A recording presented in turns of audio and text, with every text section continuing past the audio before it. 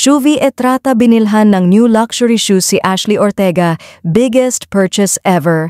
Aliw ang naging kwento ng kapuso rising star na si Shuvi Etrata matapos niyang ilahad na napalitan na niya ang mamahaling Dior shoes ng kaibigang si Ashley Ortega. Sa kanyang naging guesting sa Fast Talk with Boy Abunda ay nausisa siya kung nalilibre na niya ngayon ang kaibigan dahil may kakayahan na siya ngayon.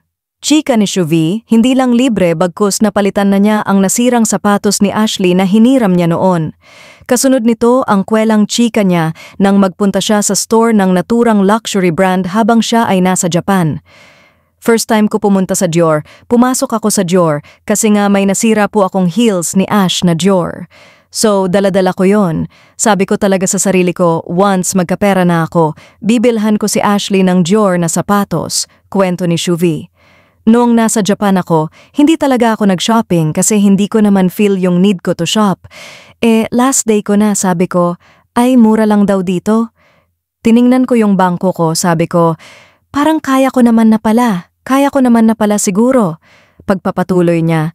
Nang makarating nga sa store ay di naiwasang kabahan ni Shuvi dahil first time niyang makapasok rito. Pumunta ako ng Dior, binigyan ako ng water, nanginginig-nginig na ang loob ko, syempre, first time ko yon kahit nakasama ko yung tito ko na hindi rin marunong. Kinakabahan ako kasi baka paalisin ako. Inisip ko na lang na kunwari, Shuvi, imagine mo na lang palagi ka rito, magkano ito? Ganon-ganon ako, Tito Boy, pero I was really happy to buy the shoes for her, say ni Shuvi.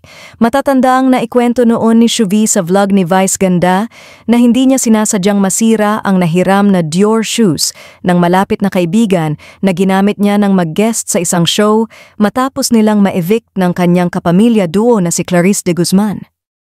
Salamat sa iyong panonood at kung bago ka pa lang sa aming channel, huwag kalimutang mag-subscribe at pindutin ang bell icon para ma-notify ka kung may bago kaming upload.